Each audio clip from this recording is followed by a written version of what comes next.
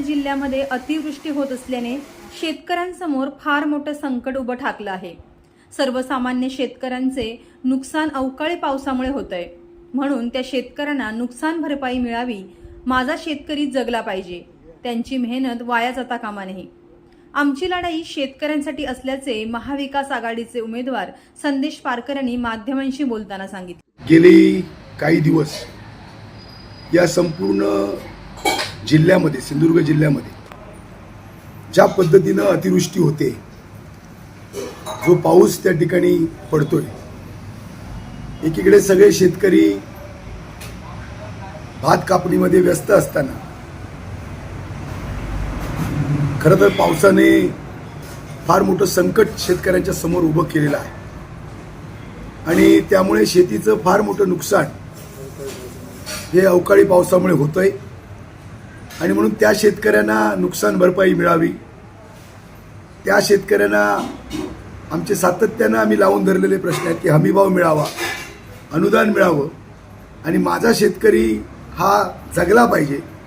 त्याची जी मेहनत आहे ती मेहनत त्या ठिकाणी वाया जाता कामा नये आणि म्हणून सातत्यानं शासनाशी आमची ही लढाई या शेतकऱ्यांच्यासाठीची त्या ठिकाणी सुरू आहे।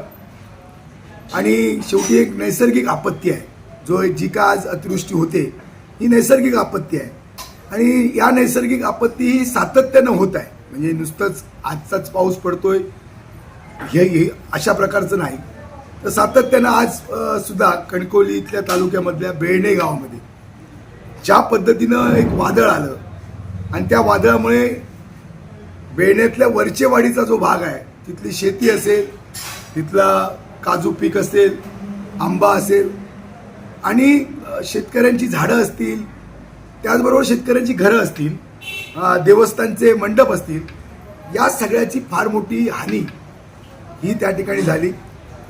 शासनानं त्या तातडीनं त्या जागेची आम्ही त्या ठिकाणी भेट घेतली, शासनानं कळवलं, शासनाचे प्रतिनिधी त्या ठिकाणी तलाठी असतील, सर्कल असतील, हे त्या ठिकाणी उपस्थित होते, पंचनामे झाले।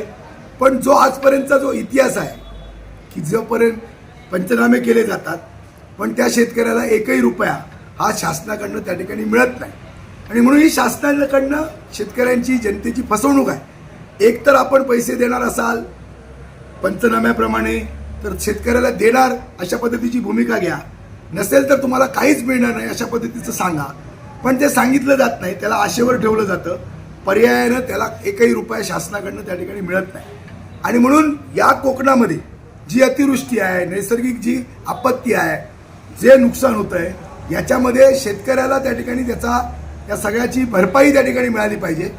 आणि म्हणून आज ज्या शेतकऱ्यांचं नुकसान झालेलं आहे, नैसर्गिक वादळामुळे असेल, अवकाळी पावसामुळे असेल, सातत्यानं होणारं जे नुकसान आहे, याच्यामध्ये सर्वसामान्य शेतकरी, सर्वसामान्य जनता ही त्या ठिकाणी त्याला आर्थिक भुर्दंड होतो, संपूर्ण त्याचा संसार जो आहे हा उद्ध्वस्त होतो।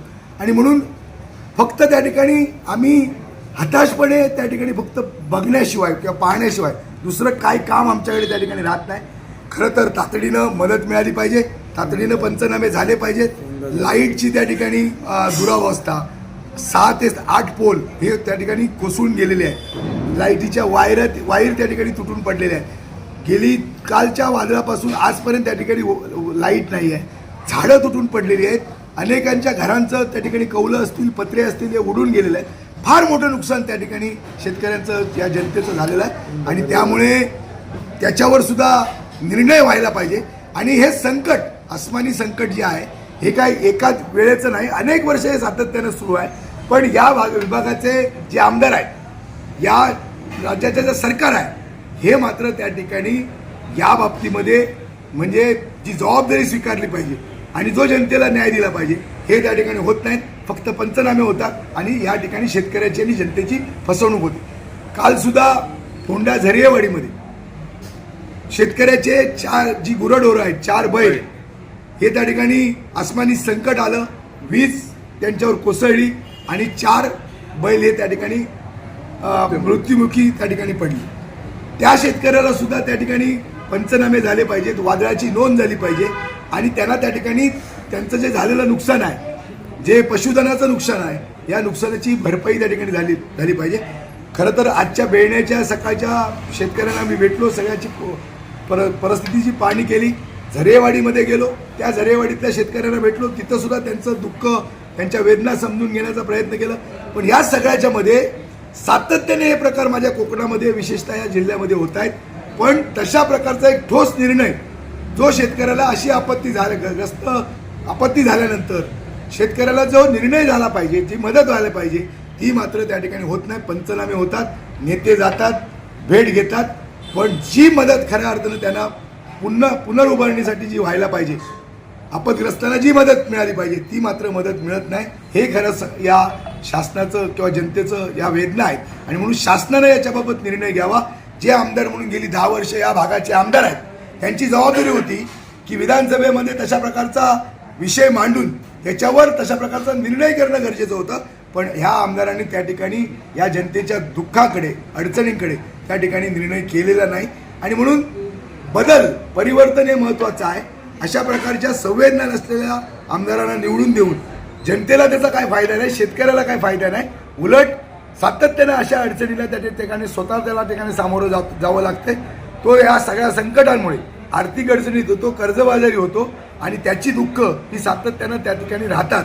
आणि म्हणून याच्यावर काहीतरी एक ठोस निर्णय, कारण महाराष्ट्रामध्ये अनेक जिल्ह्यामध्ये अशा प्रकारच्या परिस्थिती, वादळ असतील, आपत्ती असेल, असं त्या ठिकाणी सातत्यानं होत असतील. पण तिथल्या शेतकऱ्याला मात्र त्या आमदारांकडनं, तिथल्या शासनाकडनं न्याय मिळतो. त्या जिल्ह्यामध्ये कापसाला हमीभाव मिळतो, ऊसाला त्या ठिकाणी हमीभाव दिला जातो, नुकसान भरपाई दिली जाते, अनुदान दिलं जातं. आणि म्हणून महाराष्ट्रातला शेतकरी, तो पण विदर्भातला असू दे, पश्चिम महाराष्ट्रातला असू दे, कोकणातला असेल, हा शेतकरी एक आहे. संकटं जी नैसर्गिक आहेत, ही सगळी संकटं त्या महाराष्ट्रामध्ये येतात, तीच संकटं माझ्या सिंधुदुर्ग जिल्ह्यामध्ये येतात. आणि म्हणून या येणाऱ्या संकटाला त्या ठिकाणच्या शेतकऱ्याला आर्थिक मदत झाली पाहिजे. त्याच्या मागे ताकदीनं या सरकारनं उभं राहिलं पाहिजे. असे निर्णय होणं गरजेचं आहे. तरच त्या ठिकाणी शेतकऱ्यांना अशा संकटामध्ये त्या ठिकाणी मदत होईल आणि ती मदत अपेक्षित आहे.